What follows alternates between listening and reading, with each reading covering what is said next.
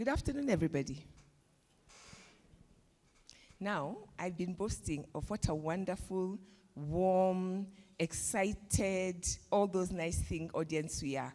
Then I say, good afternoon, everybody, and you're all pretty and proper, like, good afternoon. Hey, please, Kenyans, help me out. Nairobians, citizens of Macondo, good afternoon, everybody. That's more like it. Look at the amazing panel we have, and what an amazing audience you are to welcome us so warmly. Thank you. Thank you, thank you, thank you. And thank you for being with us as we start off on another session of Let's Talk Africa.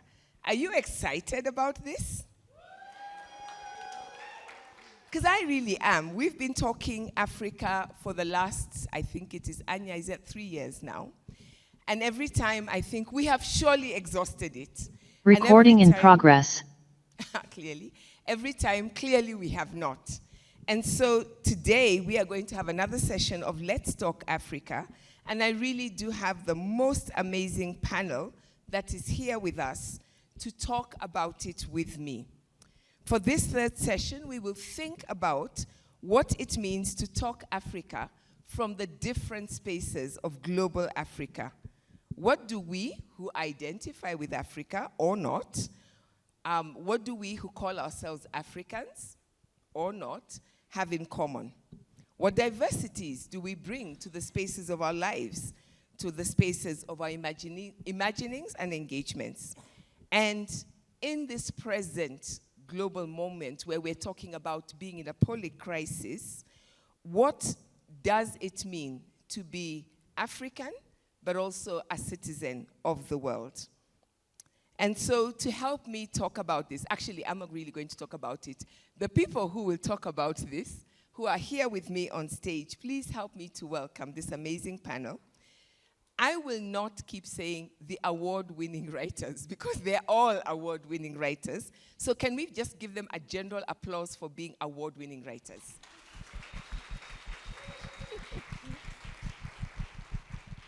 And yes, we have their books with us. The books are out there at Nuria. I will mention the books briefly, but we will not so much be talking about the books, so I'll let you know when you can hear from that. What we'll be doing is to ask them to help us think about the big ideas that make us human. So do I have your permission to talk to you just a little bit about each of them, but not talk about their books? Right? Is that okay? And you can find more about that in the sessions that follow. Joining us, and you know, we were really, really, really serious about doing the currents and chronicles and crossing the seas. So joining us and sitting across the Atlantic, just so that you know how serious we are, is an author who comes to us and is currently in Brazil. Itamar Vieira Jr. He wants to feel your presence. Macondo, can we let him feel our presence from here? And clearly he can hear us. And just so that you know, Itamar speaks, for those of you who know about Macondo, Macondo began because we wanted to connect Anglophone and Lusophone Africa. So he does speak Portuguese, and our translator, who is sitting in a room so that he can keep on translating to him as we speak. Please also welcome Quinn Uachavo, who I don't know if you can see us, but Quinn is going to be the voice that you hear, and if you look back, you can see him waving. Thank you, Quinn, for being with us. And just very briefly, Itamar has a doctorate in Ethnic and African Studies from the Federal University of Bahia, and his work was on the formation of Quilombola communities. Some of the things I'm going to just throw out to you is so that you understand the background that they're coming from, so that they don't have to explain this to us. He is a public servant working on land reform, and I'm going to geek here a little bit. He was the first recipient of the Milton Santos Scholarship at the Federal University of Bahia. And I geek out when it comes to brilliant academics. So it's just as well I can't see him, because I'll just be blushing and, bowing at his feet. And this is for his brilliant, brilliant work, I think, as a geographer. On Sunday, he will also be speaking for those of you who will be at Ukumbi Mdogo at 10:30 a.m. on the tide that binds, and at 2:30 p.m. on the same day, he'll be speaking about myths that travel. So if you want to know a little bit more about his work, please catch him over there, and Karibu Sana. Then I have Marcia. Recording in progress. Who is right next to me. The countries associated with Marcia, and I can't wait to hear what you will own and how you will own this, are Jamaica, the UK, and now the US. She is a novelist and of several works, but what I was really amused and amazed and happy about is that the two books that I really wanted to mention are also at Nuria, so you can pick them up after this, and you will want to pick them up. Just close your eyes and listen to this title, and I'm going to murder the way she would say them much better, but these two books, The Marvelous Equation of the Dread, a novel in Baz Rhythm. And you should really hear her reading out her work. And then the Jamaica collection of the Shante Dream Archive, being Dreamity, Algorithms, Chants, and Riffs. And that just describes to you, I don't know, I looked at this book and I was like, is this a novel? Is this poetry? It's been described as poetic fiction, and I'm not even sure that that captures its essence, so you really want to grab that. She is a poet, and she's also written street city guides for cities like Toronto, which I'm, right? No, that wasn't you.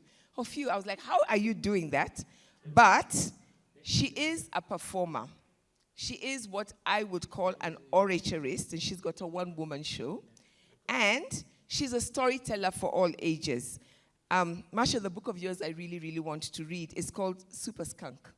And that's because my father, PJ Mwangola, served this country for many years working for the East African Railways and the Kenya Railways. And it's a book about trains and all that. So I really, really want to get that. And it's a children's book as well. It's suitable for all ages. So yesterday, Marcia led a masterclass on the archaeology of storytelling. And this morning, she was speaking about mother tongue and other tongues. But if you missed that and you want to catch her after this, she will be at Ukumbi Mdogo at 2:30 tomorrow, speaking about myths that travel. And then I have Yewande, Omotoso, countries, Barbados, Nigeria, and South Africa, with a mother who's Bajan, a father Nigerian, your identity in South Africa. I cannot wait to hear what you're going to tell us about South Africa, about Barbados, about Nigeria and Africa. I would describe her as an architect of stories. I think that's a term that you have used, or people have used about you, who works in the novel, poetry, and short stories.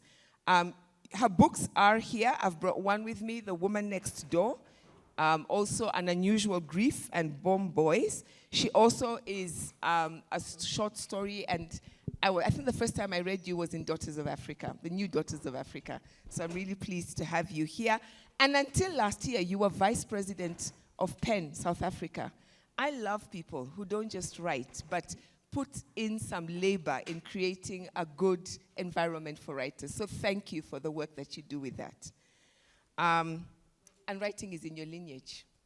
I knew the name Omotoso because I studied your father in my master's course, Achebe Oshoinka. So I'm really, really happy to have you with us. And she will be speaking with me here again tomorrow on Blackness at 4:30, Blackness, Africanness, and the Politics of Color. Next to me, let me come to you, is somebody that is usually known by his pen name, Zapiro, from South Africa, a.k.a. you're actually called Jonathan by some people, Shapiro, best known as everybody? Say it louder. Cartoonist, and his books are also here.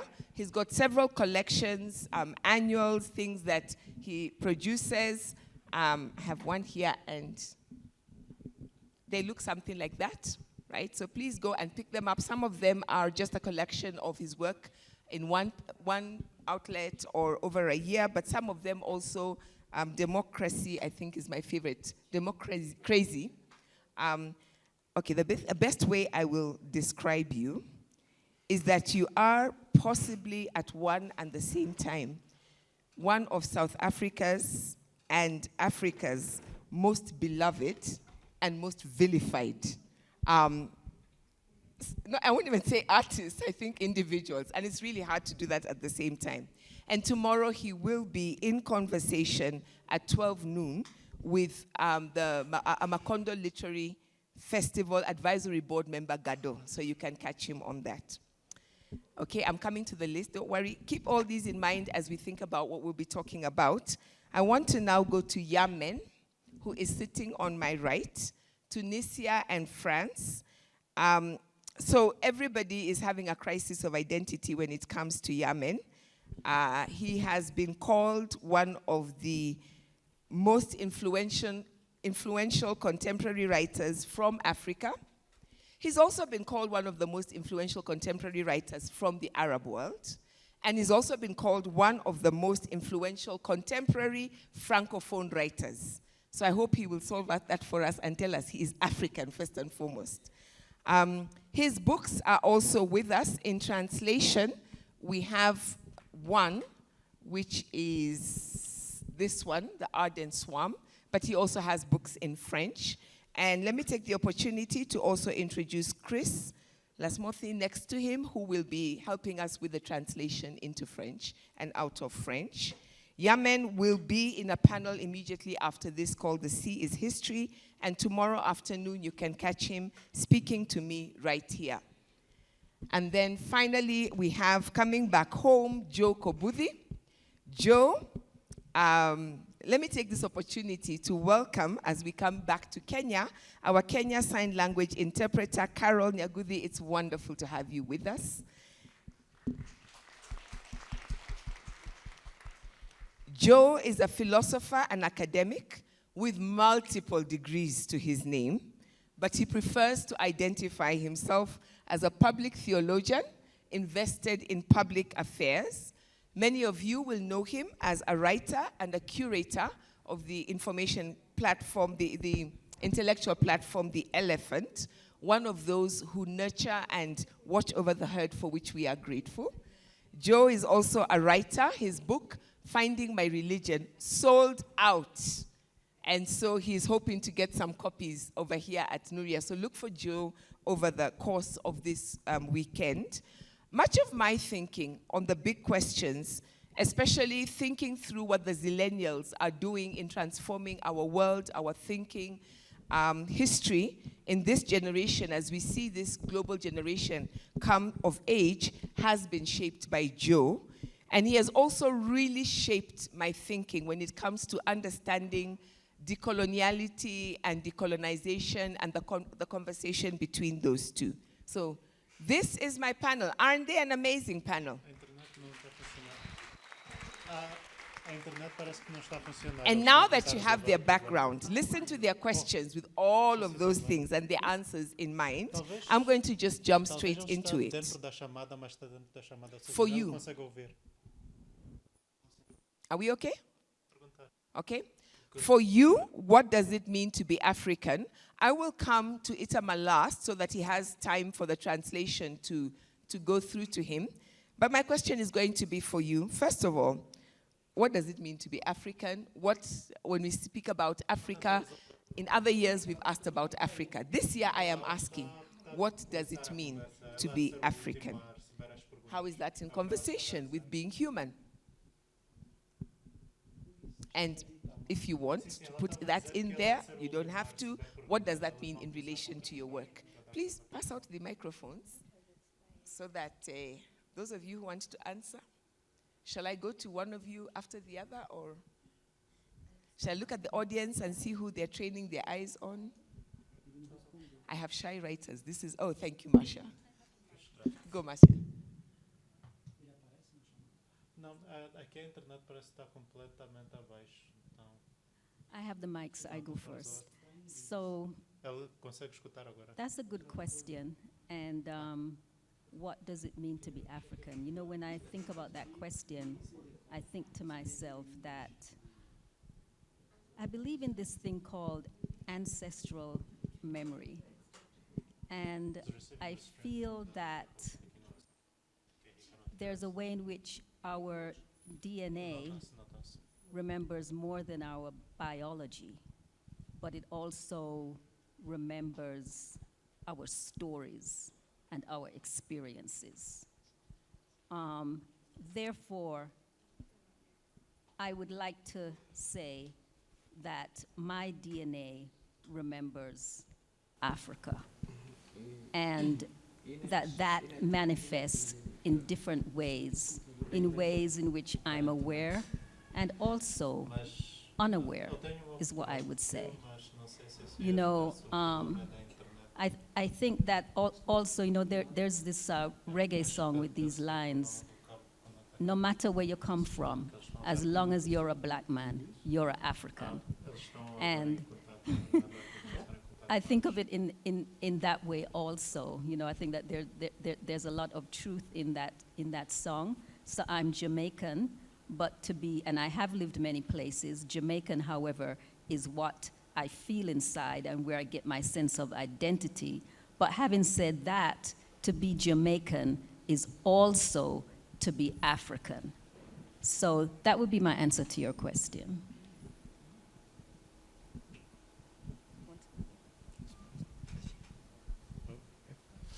Okay.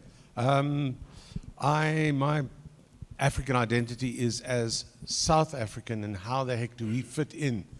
How do we fit in on this continent as a place of enormous oppression? One of the certainly the last part of colonialism and imperialism to fall, and the worst of that. Well, that's debatable. There's some terrible things done across the continent, but the worst in terms of statutory, in terms of the laws put in place, the racist laws. So as a South African, and in case you haven't noticed, I'm pink or white or whatever that version of, so I have that added problem, in a sense, identifying with the liberation struggle, but as somebody who was not oppressed, and then trying to fit in to a country that has disappointed absolutely terribly badly, and criticizing while still supporting what I believe are the sort of the best aims of progressive struggle, and then trying to kind of link the struggle that I was part of, that I joined, to struggles around the world, because the other aspect of my identity is also that I am Jewish and anti-Zionist, and have been that for so long. And this, of course, the situation in Gaza now is absolutely at its sort of primacy among world struggles. Of course, Sudan and other places. It's not only Gaza, but identifying with struggles around the world, and trying to situate myself and my country and my continent in that. So I'm just holding in my mind right for now, there's the DNA, the echo in the bone that you carry with you, and then I love that. To be black is to be African, but then also to be pink might be to be African. And then we are thinking about struggle, and what struggle means, and how it connects not only to our own struggles, but to the struggles of others. Okay? Please, the rest of you, feel free to push back, and as well as to continue the conversation to anything anyone says. Yewande? Thank you. I was thinking what I'd really liked in the question, one of the words in the question, I don't think you mentioned it just now, but I read it, is imagination, which I thought was an important word to include in a question about what does it mean to be African, because for me, when I see that word, then it means that we're not in the realm of fact, and that we are now in the realm of something that I hold more exalted, actually, than fact, and that it's with the imagination. Like, we need imagination when you talk of struggle, because facts have sent us there, right? And facts are at war. And what we need is imagination. And what I was going to say, I actually have a funny story about what is an African. So some years ago, I applied for a fellowship. I won't say which one, but I applied for a fellowship, and the fellowship was for Africans. And because the fellowship was for Africans, the poor organization had the rather difficult task of trying to define what African is. Understandably, but it was incredible. And so I thought, oh, okay, well, I'm applying, let me just make sure. And they had 3 criteria. They had boiled it down to 3 things. So we can close the panel, by the way, we don't need the discussion because somebody decided already. But the 3 criteria, the first one, there were 3 criteria and you had to meet 2 of the 3 to qualify to apply. The first criteria was that you had to be born in Africa. The second criteria was that both your parents were born in Africa. And the third criteria was that you were living in Africa at that time. And it was early days with this fellowship. I think they have since taken that down. But according to their criteria, I did not qualify. I was born in Barbados. My mom was born in Barbados. My dad was born in Nigeria. Okay, I had 1 out of 3, right? So, but I thought it was brilliant, and I've never forgotten it, because it points to the futility of trying to define it, which is why I say the word imagination is important. We must imagine, we must ask ourselves, so imagination is at the service of what we need and want. That's what we do with imagination, right? What do we need as a world?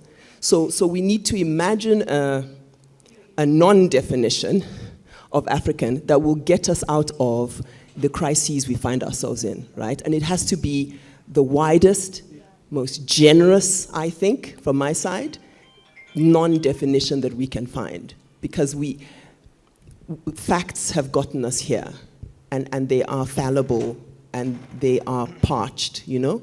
And that's my sense of this thing of like what is and what isn't African. And what I love about that, please, yes.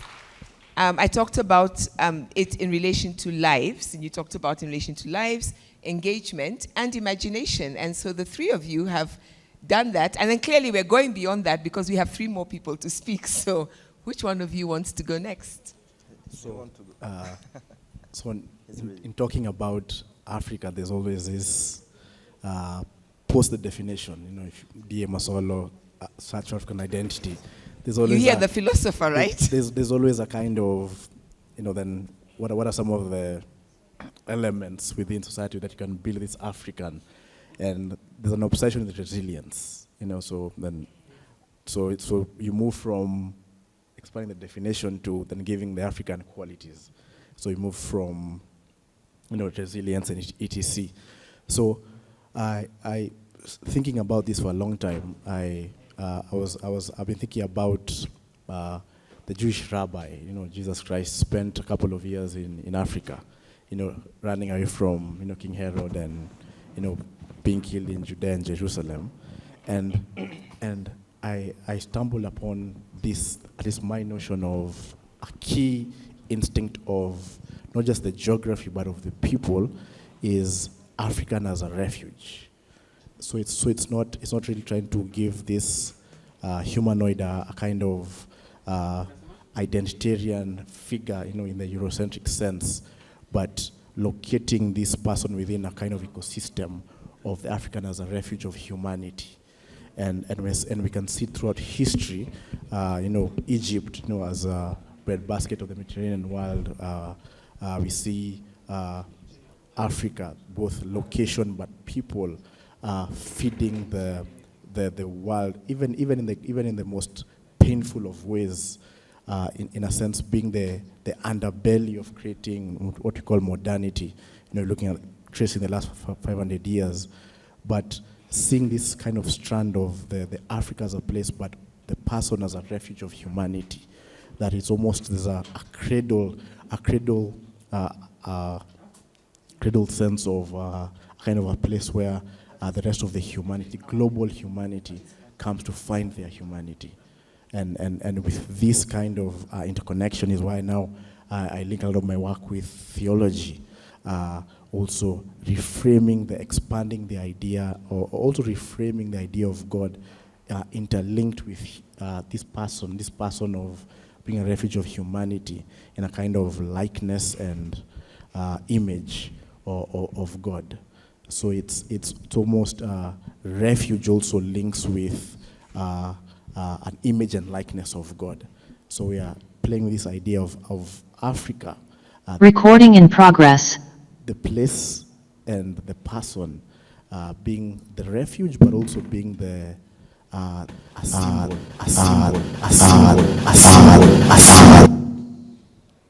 Sorry, a symbol of a symbol of a kind of meta narrative of how we are supposed to be like as human beings. Okay, so how many Africans do I have in this room? Please put up your hand. You are the ones that the humanity is relying on, right, to be their refuge. Keep that thought in mind. Thank you, Joe. I'll come to Yamen. Okay, hello everybody. I will express myself in French, and Chris will do the translation for me. Alors, le sentiment d'être africain, c'est un sentiment avec lequel j'ai vécu depuis toujours, parce que figurez-vous que la Tunisie, mon pays natal, a donné son nom au continent, parce que la Tunisie, à l'époque romaine, s'appelait Africa. Et donc, dans les livres d'histoire, le nom originel de l'Afrique du Nord, c'est Ifriqiya, et c'est ça qui a donné son nom au continent par la suite.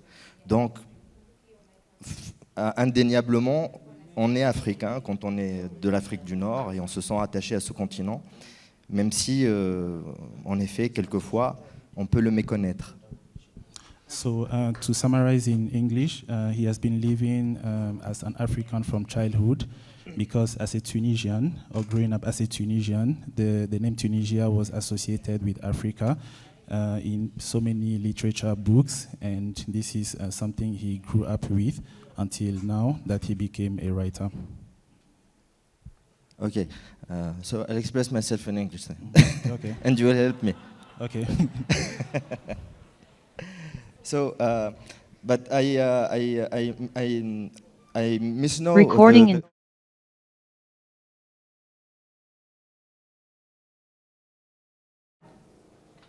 even if we lived in our childhood and in our history lessons that we had at school, we know that we are African and really related to Africa, but there was not a lot of travels and people crossing the country to reach each other and to know each other. So I really started knowing Africa when I went to France. And in Paris itself, I discovered all the Africans, you know, all the ethnical wealthness of the continent. And it's a little bit shame to have to go to Europe to know your own continent. And I discovered also the African literature there, because there is a lot of African Francophone writers who told me what was this continent about, his history, his wealth, the particular imagination and universe that we have in this continent. For example, I remember this book that you mentioned, Chinois Achibé, Words Falling Apart. I read it, I was like 25. This thing should be read by all the African children, I think, at the early stage. So, and for me, being an African is like having a revenge on yourself, because you have a lot to prove. You have a lot to prove to yourself, you have a lot to prove for the world.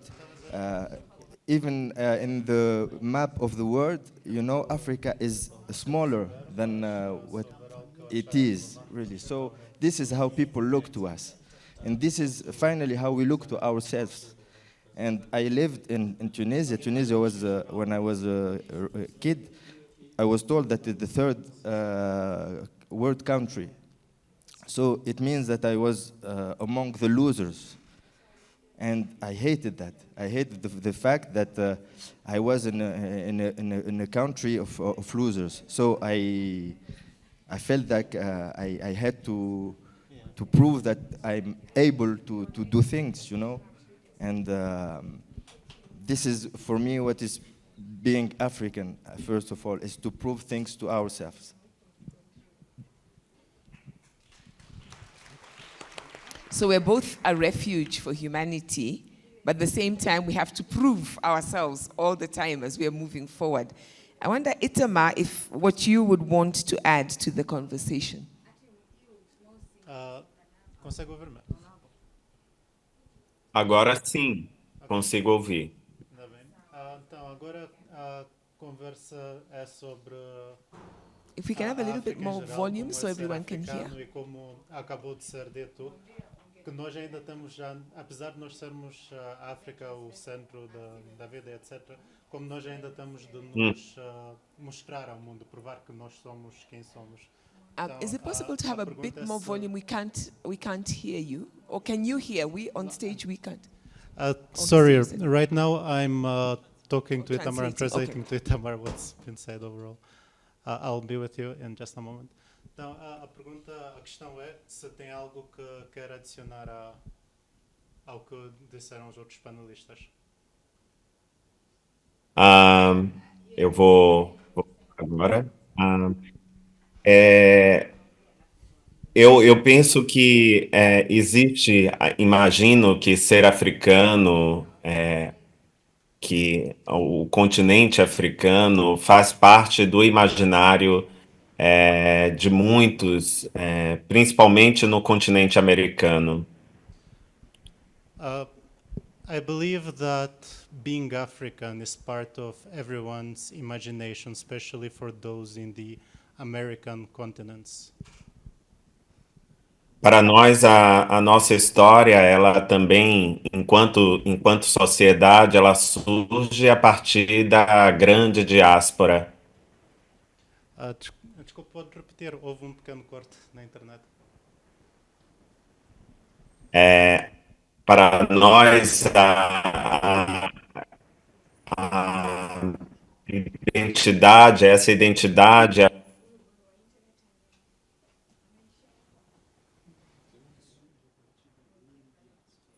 Não percebi?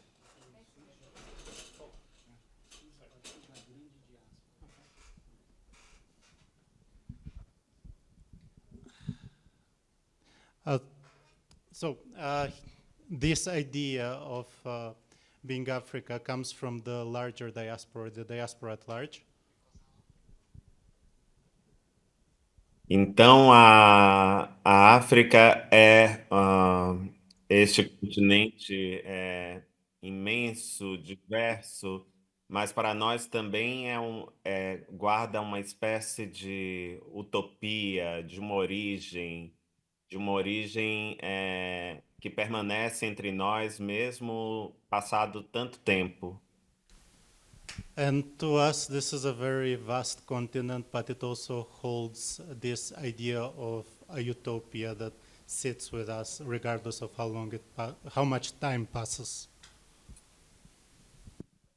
Porque a herança cultural, essa herança de saberes, ela faz parte do nosso cotidiano, atravessa gerações e chega até os nossos dias. É impossível para mim, por exemplo, como brasileiro, pensar o Brasil sem pensar nessa origem que nos forma.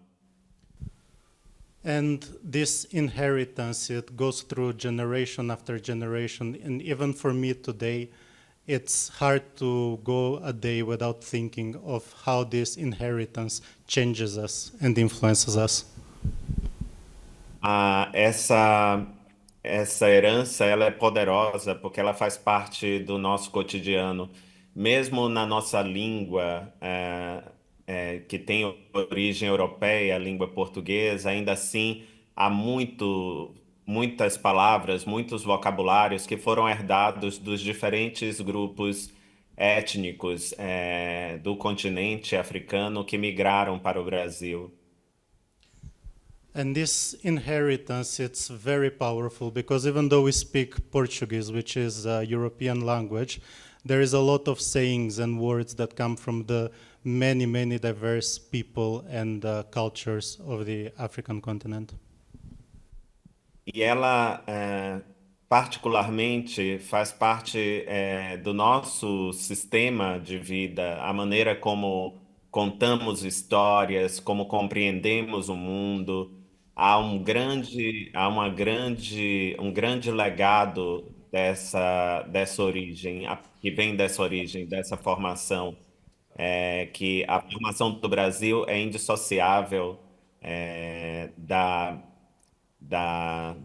do legado, da herança que vem do continente africano a partir da diáspora. And this is a very strong legacy that binds Africa and Brazil together through our daily lives, and it's very difficult to separate the idea of Brazil and Africa, especially when you take into account the larger diaspora. Thank you.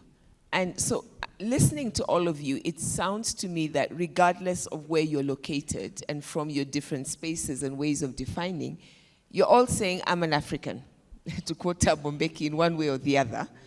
And all of you are doing work in some way that may be defined by struggle, may be defined by feeling I have something to offer the world, that I need to offer the world, despite the fact that people might see me as lesser than. So my question to you then would be, in this present moment, thinking through the work that you do, how do you feel that your work as an intellectual, as an African, as a storyteller, whatever you call yourself, what is it that we have to offer humanity? What is it that we bring that is uniquely perhaps ours, or it is not unique, but it is something that we must stand up and claim? Given that so many times, as Yamen said, people do not think we have anything to offer. As pessoas pensam que nós, como africanos, não temos muito a oferecer, então o que é que nós podemos dizer que nós temos por oferecer como escritores, autores, intelectuais? Okay. Mad Magazine, many, many years ago, so I'm speaking as a cartoonist because that's a huge part of my identity and what I think I can try and do. Mad Magazine was about not taking things at face value. So people who were interested in Mad Magazine or anything that came out of that genre of humor and cartooning would take the piss. Basically, as cartoonists, I'm allowed to be a shit stirrer. Anyone's allowed to be a shit stirrer, but a cartoonist it's one of the most important parts of it. To be irreverent, not to take things at face value. So at Mad Magazine, if an advertiser or a politician or any important person would say something, they would kind of read between the lines, which is what cartoonists do. And all kinds of satirists and writers, but that's where I would sort of situate myself. There are so many people who come up to me when I'm doing things and I'm wondering, have I kept relevant? Am I starting to sound counter-revolutionary? What is, any of those things where I question myself and think, have I changed? And then people say to me, oh, thank you for the things across the board. And there'll be also people, as you said, who hate whatever I do, and there's nothing I can do about it. But I want to be one of those people who keeps questioning and who tries to be as fearless as possible to question across the board, because then people feel that your own questioning has some integrity, and they identify with it, and it starts conversations or it joins conversations. That's what I would like to do. I just want to press you on that. As a pink African, What is it like to question Africa? You know, when we were talking about our identity, and I said I'm an African, and I put my hand up when you said who's African, there's a little asterisk there. There are conversations within conversations. In South Africa, in the broad sense, I am African, but within the narrow sense of certain conversations, I'm not African. African people in South Africa have darker skins than me. And so within the racial classifications of apartheid are still there.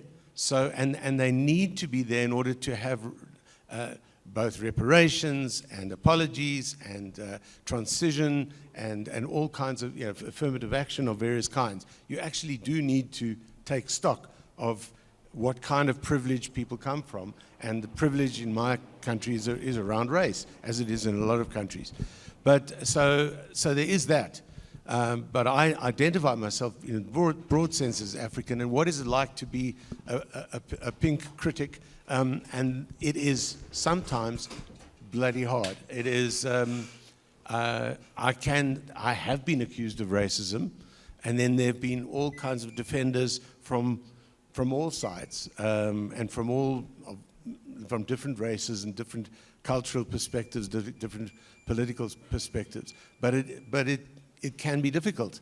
I had the most amazing experience of being embraced by the struggle, and then embraced by the new order. Nelson Mandela and Archbishop Tutu and people like that, who I had fantastic relationships with, and who understood that people should be critical. Nelson Mandela said that to me personally. But then, as things started to get worse and more corruption set in, and as it does in many places, and I continued on the same line, there are lots of ways that people can kind of try and get under your skin and basically accuse you of just being a white critic or criticizing from a point of privilege. And sometimes that's very difficult. It's difficult to know how to respond. I just have to, I keep in contact with my peers of all backgrounds, and and we try and criticize, and we understand that some people will understand that. And those who don't. Marcia, I'm so tempted to come to you next, because I want to hear what you have to say, but I also want to ask, talking Africa from outside the continent, and let's be honest, sometimes our relationship with each other, much as we love each other, is a bit, Do you want to build on that? Thanks for that question. I think that in the world that we live in, sometimes we do focus on our differences, but in the times that we're in, it behooves us at this moment in time and in history to really focus on our commonalities and what connects us. So sometimes we do have, these moments of conflict or criticism between us, but that's not the right focus here. I feel that, there are many pathways to being African or to claiming Africanness, but in the end, we're part of this one big story. And it's this one big story which connects us.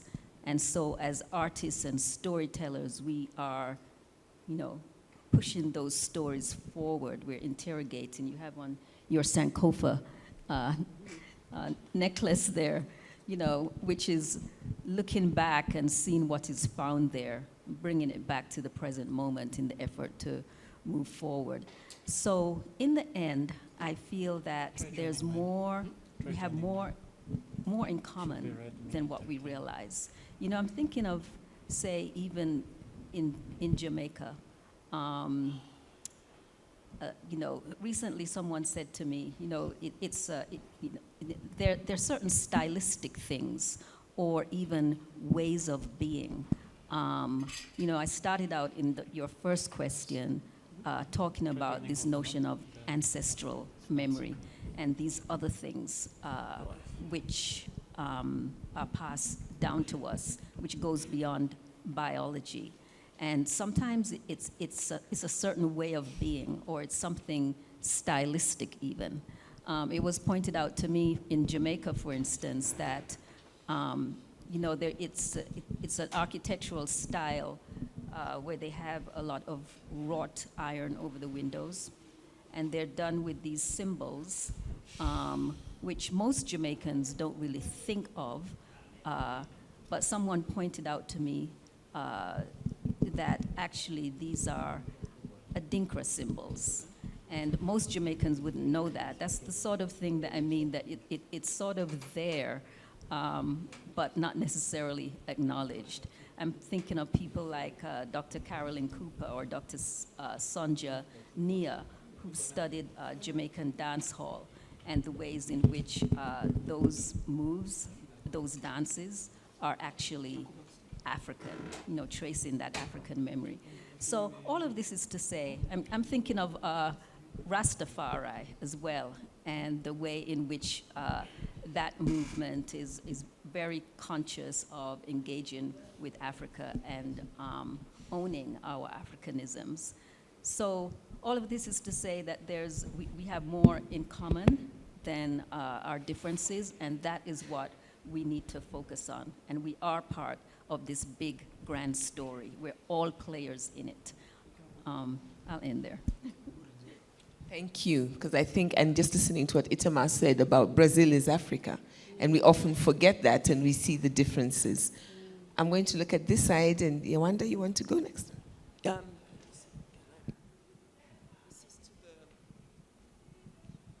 Question of what do we offer? I mean, I was nervous about that way of asking the question. I don't know why. Maybe it's more me. Nothing wrong with the question, but it's more me. And I took it back a bit to what do you come with, which I think assumes a bit less than saying what do you offer. And what do I come with? I mean, one of the things I come with is doubt, and maybe that speaks a bit to what you were saying about questions. And I think doubt is so underused. Recording in progress. At the moment, we don't use doubt. We are infatuated with facts. We're infatuated with knowledge and certainty. And I would say, erroneously think those things will get us somewhere. And I'm really obsessed with doubt, and even my writing practice is founded on doubt. I don't know, and I don't bring anything. I just bring not knowing. And I have an almost religious belief that that's what will work, so that's what I bring. And the reason I asked that question was I took it from what Joe said about us being a refuge and having so much to offer. Yes. And then Yamen talked to us about how often we have to justify that we are as good as everybody else. So with that kind of a context in the world, and you bring doubt, doesn't that further undermine who we are? And what is it like for you to be able to say, I can be confident and bring doubt, because everybody else can as well? Yeah, it's the audacity of doubt, right? And like, I don't carry those burdens. I don't have anything to prove. My life will be short, because we're not on here for that long, just naturally, and then there are a lot of unnatural things that get rid of us. So my life will not be long, and that's not my burden to prove Africa or show you. Or I don't have time. I don't have time for that. I have time for my project, and my project is founded on doubt, and I think that's what I'll come with, and then I'll be gone. And maybe I would have converted a few other people to the cult of doubt. Any takers? Meet you outside. And somebody else will do that too. But that's all I've got, and that'll be it. Drew, could I just take that to you, because you're the one who said we have something to offer. And there is this pressure. Right now, the whole world is on, okay, Zillennials, show us how to do, how to be, how to, all this. Is it okay for us as Africans to say, forget all that thing of the wise, deep thinker that Africa is, and to be able to stand and say, but we still have stuff to offer. It just doesn't have to be in your own way. And I think I'm trying to get to Yewande, I'm listening to you. I'm thinking about how a previous generation, especially our parents, had to prove themselves. So much of African literature, African studies was writing back. But now, my sense is that, especially, not even my generation, the generation of the Zillennials, are really saying exactly what you said. We really don't care what you think. We are going to be. So, Joe, how does that then gel with your earlier thoughts on what we have to offer and who we are, based on what we've all said? I really like that. So when you asked, I said what we are. So place of refuge is not what we're offering, is what the space is. You know, so it's not this marketing kind of give me go in the world, refuge here, come and find refuge. You know, I think that the refuge is because of the inward journey of being human. And I agree very, very much with the thoughts of doubt, because part of our crisis today is there's a contest of humanity, of what is human globally. At the subtext of all policy conversations, all attempts of war, what was Cold War, is a contest between what is a human. You know, whether it's America, China, Russia, Ukraine, etc. The subtext is a kind of contestation of what is human, and the goodness of the African is that, you know, entering that conversation and trying to prove yourself to be the next iteration of being human, because again, that's a problem with that kind of logic, because it comes with a kind of pervasive power, in a sense, a godlikeness. You know, the frailty of humanity is not to prove itself, it's just to live the experience of humanity. So I think it's to move from this aggressive values of trying to define the African, but also trying to define the human with this kind of aggressive, so quote unquote Eurocentric masculine tendencies, and go to the softer side of it. To, we are cartoonists, we like laughing, we're insecure, we doubt ourselves a lot, we cry, we laugh, we weep, we die, and to move there, and I think that's why I now move into the theological space, because it's once you introduce a theological imperative, you're decentering your greatness as a human, as a human being, even in the African context. Once you deify yourself, you want to hold on to these properties of certainty of what is an African. But once you say, yes, we're just Africans and we believe in God, that's enough. That's enough. We leave it so ambiguous for doubt, but even so ambiguous for room for questioning. And I think intellectual curiosity comes from leaving a room of doubt in that you may be wrong, even in your quest. And as we think about doubt and leaving that room, Yamen, I was struck when you spoke earlier. You talked about, I think out of everybody, you discovered that, Africa, after you were really on your way to being an adult, and then began to engage with these texts, began to engage with these people, began to say, even though the word Africa comes from Tunisia, it is now that it's beginning to make sense to me. And I know yesterday we were talking and you mentioned how it has been very important for you that your books are published in Tunisia, in Africa, and you work with editors from there and not where you are located. And I'm just curious about, as you listen to all of us, and you listen to what the thoughts that are being put out there, what does all of this mean to you as an African writer who came into this conversation in a space where you're also juggling all these other identities and being judged and judging, and what does it look like for you?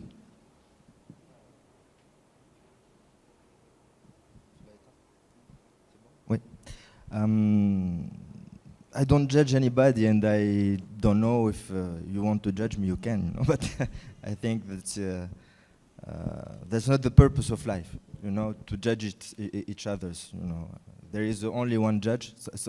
Some people think that there is only one judge and he's up on the sky, so maybe one day we'll meet him and he will do the job. So for me to be here is something that proved to me that literature is a powerful thing. I knew it when I was a child because I was a reader, so I traveled a lot with the books. I knew that you can be a Superman and you can cross the distance, you know, and go go through time also. But I didn't read a lot of African books because there was not many of them translated to Arabic. Arabic is my mother tongue. So I read a lot of European books, Arab books, you know, coming from Syria, Iraq, Egypt, Morocco, but not enough African books. And when I start writing, it was important for me to publish with a Tunisian writer because people don't read in Tunisia. We were ruled by a dictator for a long time, and now we have a new one, even worse than the president. And people ended really, they see the book like a strange thing. They are not used to read books anymore.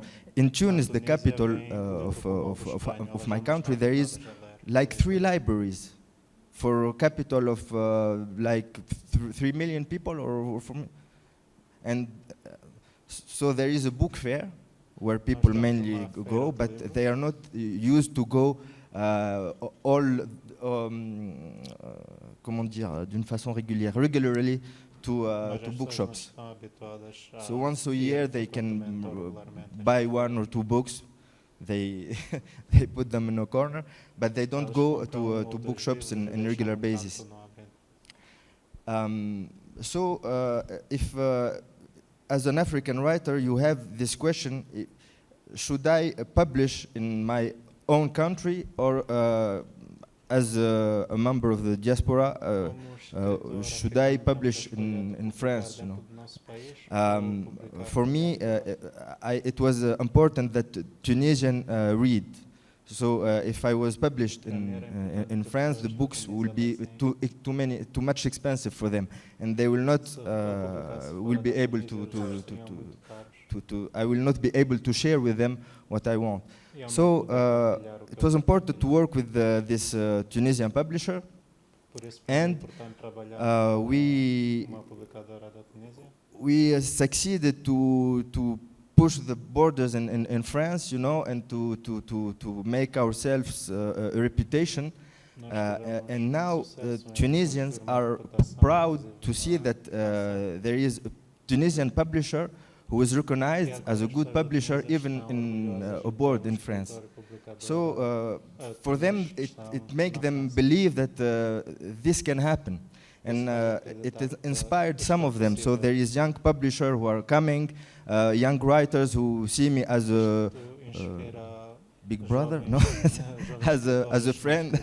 So it's important for me to work from Tunisia, to speak about Tunisia, and also to make people know about this country who is misknown as the whole continent, I think. We don't tell our stories, even in family stories, you know. I don't know if my grandfathers, my grandparents, my parents were ashamed of their own story, but I didn't hear too much about where I come from, what they did. So writing will give this back. This part of our stories will give it back to us. And it's important to know where we come from. So for me, literature is very powerful for that. And I love the fact that it is about telling the stories to us, not necessarily to others. Others are welcome to be part of this conversation, but it's to us. And I wanted to go back to Itamar because, Marcia, I thought you were really powerful what you said. I wanted to take that thought back and ask him in the sense of this need to connect. And Yamen, you've just said apart from us telling our stories to people outside, this thing of saying, we as Africans sometimes don't know each other very well, right? I know Jamaica through the music, but how well do I know Jamaican stories? I know Tunisia, but then do I really? And do Tunisians know South Africans or Nigerians? And having this conversation is important amongst ourselves so we can also build those solidarities, because it sometimes feels like we know others more than we know ourselves. And so Itamar, I was wondering, I was blown away when I discovered that there are more Africans living in Brazil than in, I think, any other African country, except maybe Nigeria. I can see you looking at me like, whoa, don't go there. But definitely more Africans living in Brazil than in Kenya. And yet we don't really, how well do we know that? How well do we connect? And how well do Brazilians feel that they connect with contemporary continental Africans or Africans living in spaces like the Caribbean? So I'm wondering, Itamar, if you could just speak to that, because you were very, very clear about those connections. And just as a way of us opening up the space, I will be coming to you as audience for questions and comments after Itamar. So over to you. Então, a questão, ela ficou muito surpresa em descobrir que há uma maior quantidade de africanos no Brasil do que na maioria dos So he is translating, and as he does that, please just start getting your questions and comments, and I'll just take them one after the other as soon as we come back from Itamar. We have a mic in the audience. Okay, you can come and get one of them.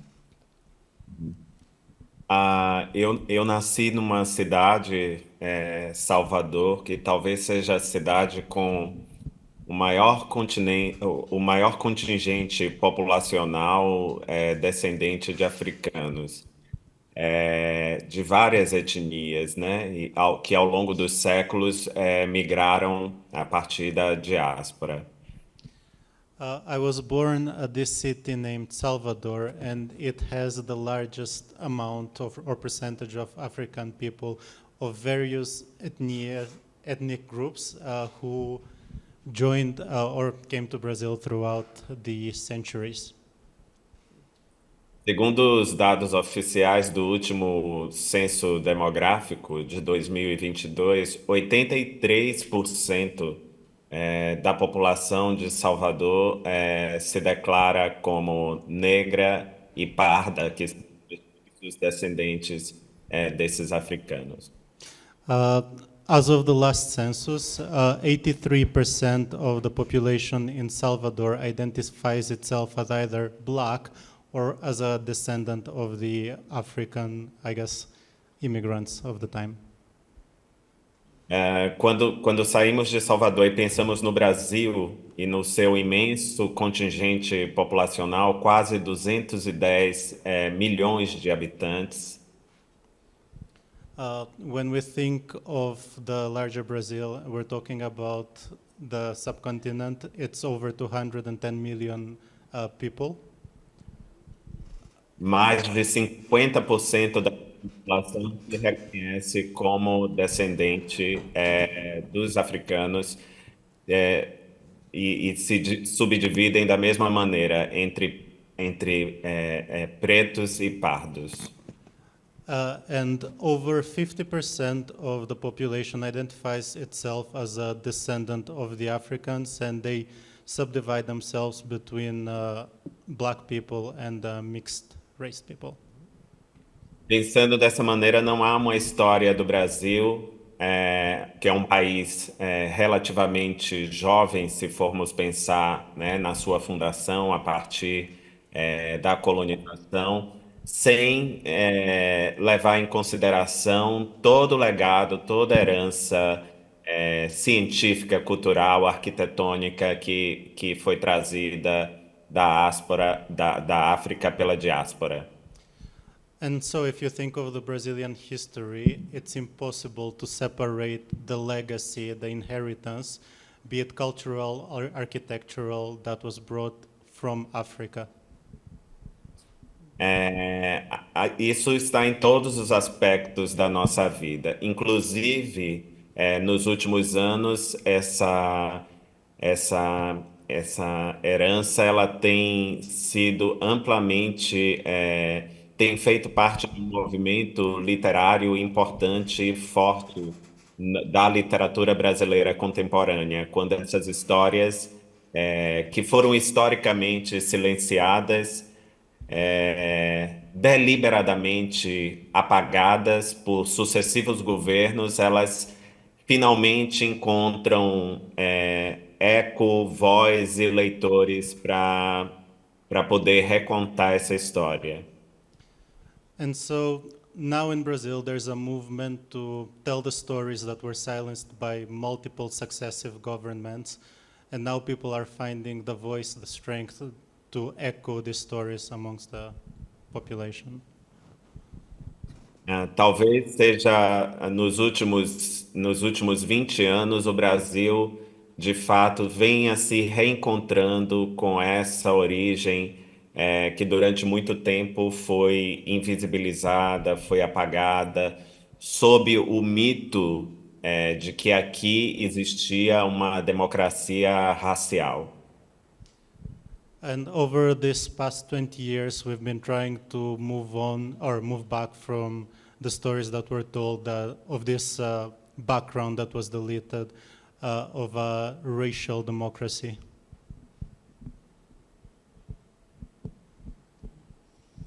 Thank you. And so I think what we're hearing is the challenge is, yes, back to Sankofa, we need to understand the past we have come from, and then to forge within the present how we move forward together, because talking Africa isn't just about talking about this abstract entity or those people over there. It is us.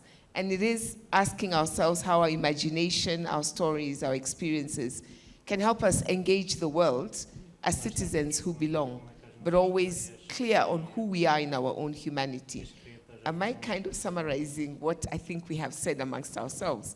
So let me ask you, what questions do you have? What comments?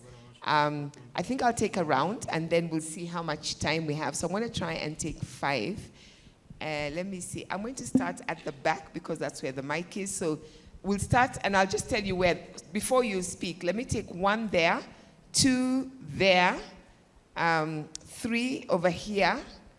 Can I see someone on this side? 4 at the back. People in the front, you're all being nice and polite. And 5, and then we'll take another round if we can. So let's start there. Thank you for this very enriching panel and all your insights. I recently read this interview by the painter Teresa Musoke, and in that interview, the interviewer was trying to ask her about her African identity, and she was constantly going back and forth between reclaiming it and then trying to center her art and the craft. And I'm wondering, as artists, as thinkers, as cartoonists, if you kind of live in that tension between the broader collective story of identity and then also the very individual practice of your craft. And if you can speak a little bit to that tension. Thank you. Thank you. So the tension between this broader identity and what you as an individual and what you're working on, what your passions are. 2 was, I know, somewhere close to that. Yeah. Hi, my name is Sarah, and I'd like to touch on... Do you mind standing just so that Yes. it'll be easier for us to all see who's speaking? Thank you. Hi, my name is Sarah, and I have a question on doubt and imagination. I'm curious about how, as we're talking, between African peoples, as we're having this dialogue, as we're trying to learn from each other or even fight with each other when that happens, I would like to hear what questions you're sitting with right now and what doubt you're sitting with right now that are relevant to this moment. It's not a response, but a question. Thank you. Thank you. 3 was, okay. May I? Right, I could my have name sworn is... 3 was down here, but let's take that one. Yeah. Sorry. My name is Rachel Amamo, and my question is around this idea of Africa being a place of refuge. I find that intriguing because for me, Africa is a place of flight, where people are seeking refuge outside our borders.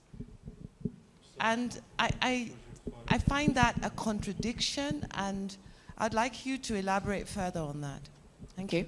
So Africa, a place of refuge or a place of flight? I know there was someone on that side, and then we're coming down. Come down, and then we'll, yeah.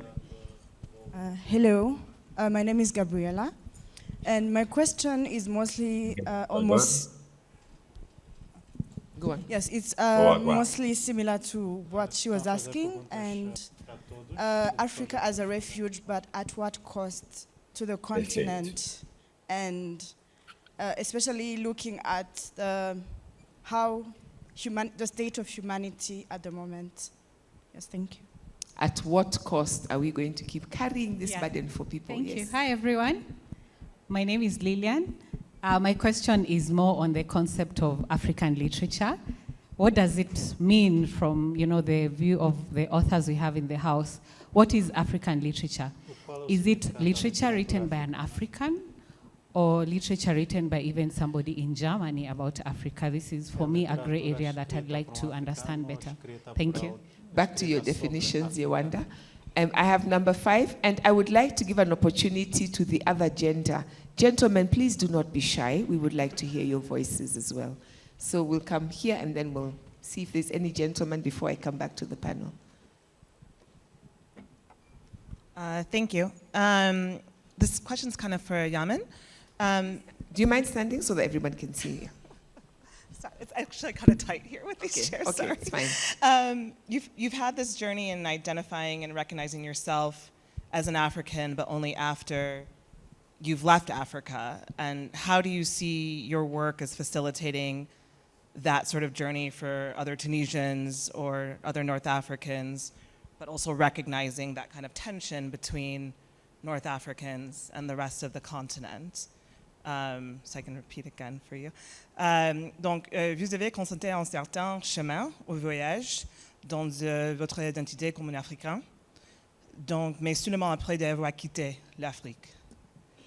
Est-ce que vous voyez votre travail comme un moyen de faciliter ce même type de voyage pour des autres Tunisiens ou des autres Africains du Nord, mais en reconnaissance entre les tensions entre les Africains du Nord et le reste du continent? Thank you. So I'm going to just come to the panel, and then if we have time, we'll take another round. So we've got questions about that tension between in your work, between this bigger thing we're talking about, but also your own individual passions. The question about doubt and imagination, anyone can answer it, although you wonder that you might want to grapple with that one. There is this question about Africa as a place of refuge or a place of flight, and at what cost? And I'm thinking about what it means in terms of struggle and what we were talking about earlier. And then there is the question about what does it mean? Who's got the right to say that this, my work, I am an African writer, I can produce African literature, what does that mean? And then, Yamen, a question very specifically about this connection with North Africa. So I will just go to whoever is ready in any order. Don't all rush. Thanks so much for all the questions. I've had some answers for some of them, so I'll just skim through so that everyone gets a chance. Everyone here. I think the tension between collective and individual is manufactured, personally. Like I don't, and maybe that's something, but I think that's a manufactured tension, for me anyway. It's not front of mind. I feel like, yeah. I think you can be both, and there doesn't have to be a tension. I think with doubt, I'm less interested in like tallying things, so tallying what the doubts are or the questions or lists, and like I'm a bit more interested in, if you're feeling doubt, then what do you know about yourself? You're awake, and you are looking, and that's much more interesting. And then I believe which is why I say it's like a religion. Like that if you are then doubtful, awake and looking, then it'll work out somehow in somebody's lifetime. Okay, I'll leave cost to Africa for somebody intelligent. But in terms of what's African literature, I mean, I guess you know the answer, because I just think I don't think it matters that we define that. I don't think it gets us anywhere. It gets us a definition. Yay, good for you. Now what? I think what's more interesting is like, what are we in service of?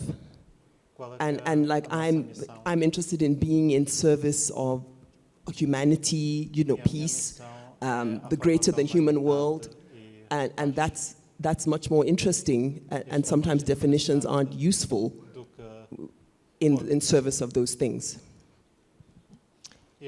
Please let me know if Itamar would like to come in, if you can just check with him when he's ready.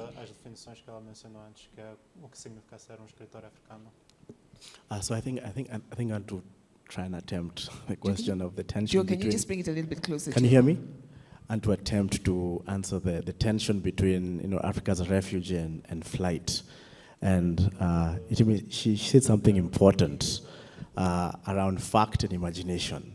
So fact, for the last 500 years, a lot of resources, people leave the continent for other things. That's fact. But also fact is that without those things, particular resources leaving, other spaces wouldn't have been where they are.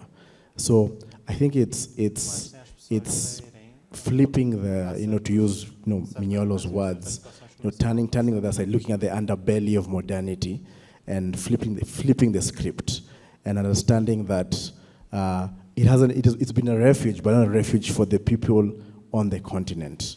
So that's the thing. So that's another fact. The fact that it's a refuge, but not for the people in the continent. So I think it's a question of now, how do we imagine it in a way that it now becomes a refuge for the people on the continent? And I think this now broadens now to the governance questions around resources, distribution, but more fundamentally, and I'll go back to, I think my important point is that we really have to really define the question of what is human, what is to be human at a very fundamental level.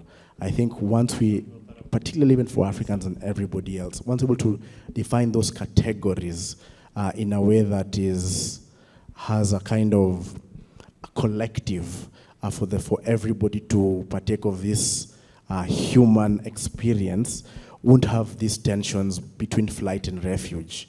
We're able to dance with these kind of spaces, the Nile, spaces of exploration, but also of fertility, not just for the people here, but for everybody else.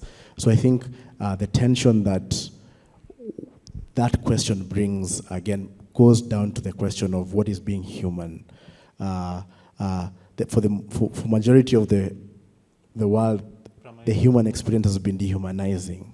So I think if we can, and I think the space for imagination and literature helps us to define this question again. Africa, again, the tension of flight was a theological question, right? It was a dark continent, and needed to be civilized first. It needed to, and Negroes needed to be made human by some kind of, some kind of education process. So again, at the surface level, this conversation on flight and refuge seems like a governance question, but at the core of it is a philosophical question. But how then do we re-examine what it means to be human for ourselves, but also for the rest of the world? And how does this humanity of the African exert itself to the rest of the world? Thank you. Oh, you guys are going in a nice little pattern. Okay. Go ahead, Marcia.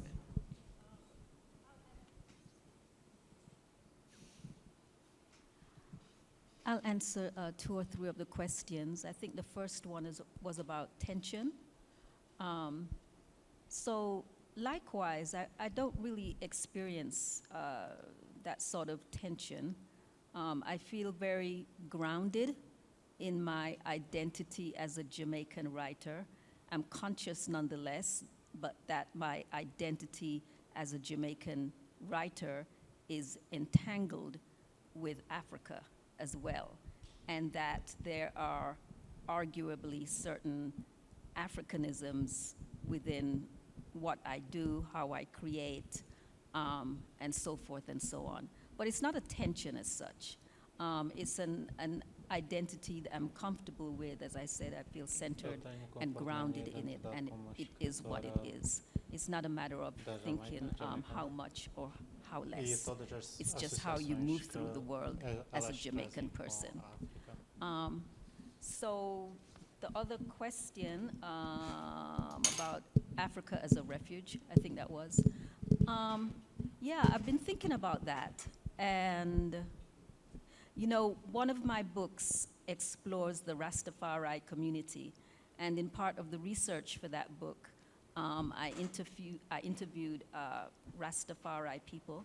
And one of the questions I asked them was, what does Zion mean to you? Now, Zion in the Rastafari context is usually connected to Africa. And I feel that the most useful answer that I got to that question was, Zion is both a physical place and a spiritual place. Ela acredita que And Sião é lugar what I feel espiritual e físico. in the end is that it's a refuge, and I'm speaking here out of my interest and connection to the Rastafari community, is that it's a psychic refuge.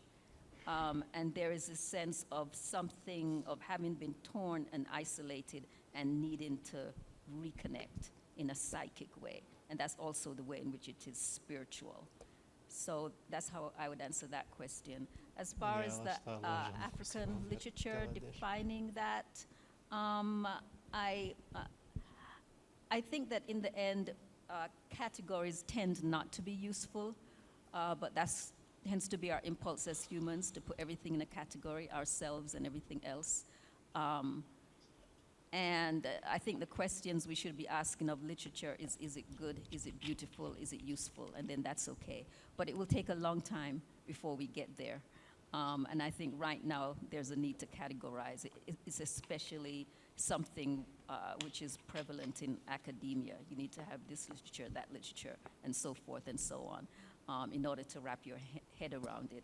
And one day, maybe it will be just literature, but that will be a long, long time from now. Queen, please let me know when Itamar is ready to come in, but in the meantime... Go ahead, Yamen. Okay, I'll try to answer you. Maybe I don't remember the whole question, but we can have a talk after if you want. As a Tunisian born in the 80s, I was... Eu estou pronto. Ainda sobre aquela pergunta da África como lugar de refúgio ou de fuga, né? Sorry, he wants to speak about Africa as a place of refuge or flight. Okay, Yamen, can we do that because it flows? Thank you very much. Okay. Acredito que nessa busca por uma origem, uma identidade, muitas vezes nós esquecemos a complexidade do continente, das sociedades, da vida humana. Desculpa, pode repetir a primeira palavra? Nesta busca de? Por identidade, por uma origem. In this search of identity, of an origin, we tend to forget the complexities in humans, both as a society and individuals. E que todas as glórias, mas também as mazelas da humanidade passam pelo continente. And that all the glories and all the woes, they pass through the continent. O ideal é que ela continue a ser para nós esse lugar de refúgio, muitas vezes de refúgio, mas também, quando necessário, que seja esse lugar de fuga, esse lugar onde a gente vai encontrar a complexidade da natureza humana. And it is important that Africa remains this place of refuge. However, it is also important that at times it is part of a place of light, so that we can better understand the human complexity. E que continue a nos recordar, né, que esse não é um mérito apenas do continente africano, é algo que atravessa todos os continentes, todas as sociedades e culturas, essa complexidade da vida. Os desafios, eles são diversos, mas ainda assim eles espelham a nossa natureza complexa, a natureza humana complexa que todos nós conservamos. It is also important to remember that this complexity is not limited only to Africa. It encompasses the entire world.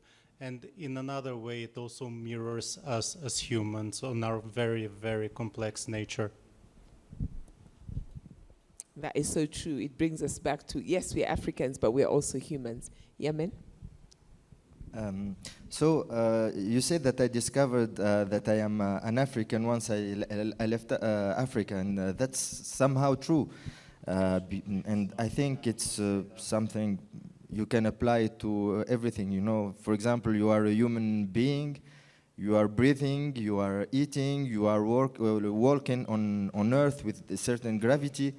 But if you leave, if you go to the space, you will discover what is exactly what makes you human, you know. So when I left, I asked myself question, who I am, you know, because there is a new environment, there is a new question, and I needed to know who I am. And I discovered that I was raised in that myth that make us, as a country, we turn our back to Africa for a long time.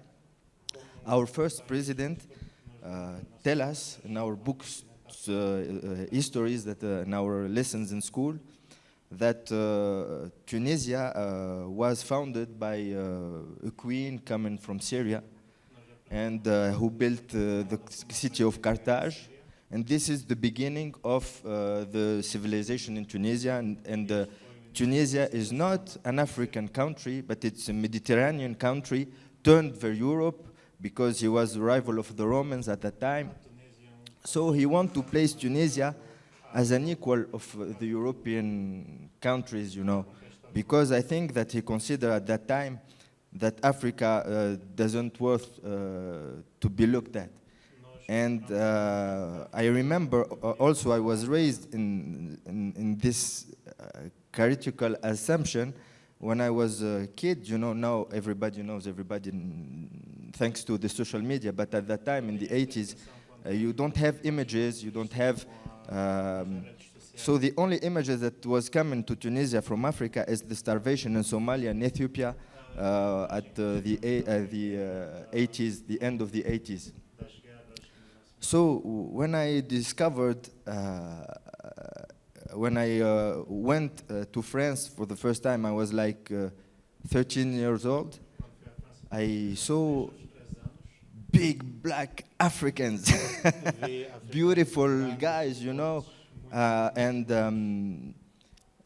I started questioning myself, and this is what I think an intellectual do. You need to destroy the myth and build something new. And I started looking after my continent, and the literature helped me a lot, because there is something in France, they make really the distinction between Francophone writers and writers from France itself, you know, white writers and the black Maghreban writers, you know. There is a kind of a border, you know. So we don't go to the same festivals. Then we don't cross. We don't see a lot of other writers of France, you know. But we have the occasion in our festivals, Francophone festivals, to know each other.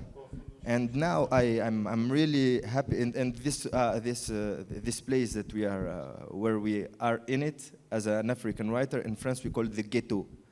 So we are the writers of the ghetto, but we love it. We love it because the ghetto is powerful. The ghetto is where you imagine new things. The ghetto is where the living is, because the main place, the writers of France, they don't believe anymore in it's maybe too much, but my English is not that good. They don't believe in future anymore. The literature of the main authors in France who are read, there is Welbeck, there is Big Bédé, and their literature are the literature of the decadence, you know. They describe how the society is collapsing, how everything is falling apart in France, which is not really true. It's a vision that they have. But in the ghetto, you see another thing. You have another energy, and we are really happy to see each other, and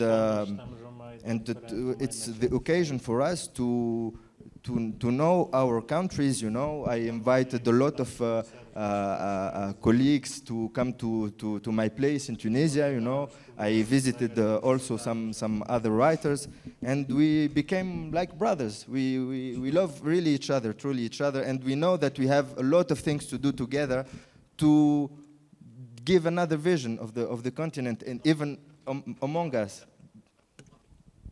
Maybe we can all move to Yamen's house after this, but let me have Zapiro.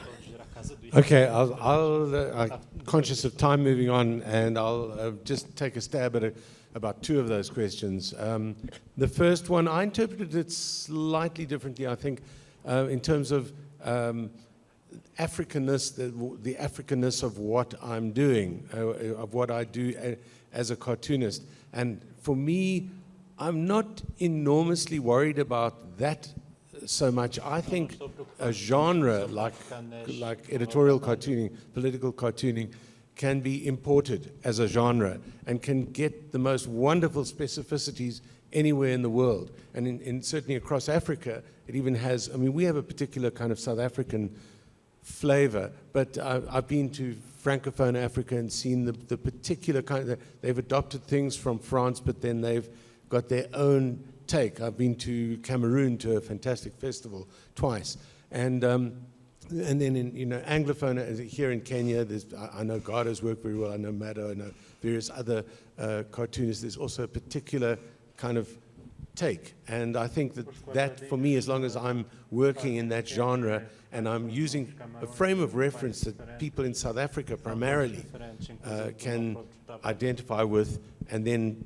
people in other parts of Africa, and then if it so happens in other parts of the world, then I'm happy about that. So that would be that question. The one about doubt, well, yeah, I was right at the start talking about self-doubt and questioning, so that's something that's hugely part of my makeup, and I think it is really important. I just want to add one thing to that.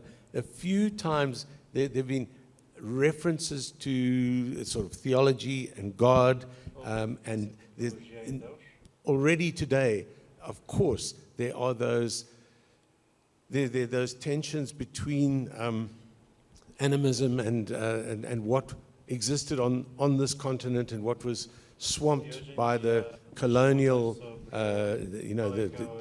by force, pushing Catholicism and Protestantism and whatever. And I just want to claim that in terms of doubt, I doubt everything. I mean, I doubt that I was born Jewish, but I certainly am an atheist. And I want to claim Africanness for that tiny little group of us who are atheists. In South Africa, well over 80% of my country people identify with some adherence to some religion or God or spirituality or whatever. I love those things as stories, as richness, as things that people must be able to claim and hold on to and have and all that. But I don't need to believe in God. I can get whatever ethical sort of thing, whatever ethics that I have from just Ubuntu, that's another South African concept, which is essentially humanity, which is something you mentioned a lot. But yeah, I want to claim some Africanness for atheism. I'll just say that there was once a cartoon that I did where I have myself on a therapist's couch, and it wasn't an editorial cartoon. And as I'm lying there looking kind of frightened, and I say, if I have a day without self-doubt, I worry. That's going to have to be our last word. For a minute, I thought you were going to say, I doubt Africa, or I doubt that we're even here. So I'm glad that you did not doubt that. I want to really thank this panel. We've spoken a lot. These words that we started with, we kept coming back to them. Imagination, engagement through our lives, struggle, the idea of connection, the idea of being human, who we are, what we do. And the fact that I just kept thinking, we are so powerful when we connect together. I am sure Let's Talk Africa will continue at some point, somewhere, probably in Tunisia, in Yamen's room, where we're all going to just magically get ourselves there. But I just want to say to each one of you, thank you, thank you, thank you for your generosity.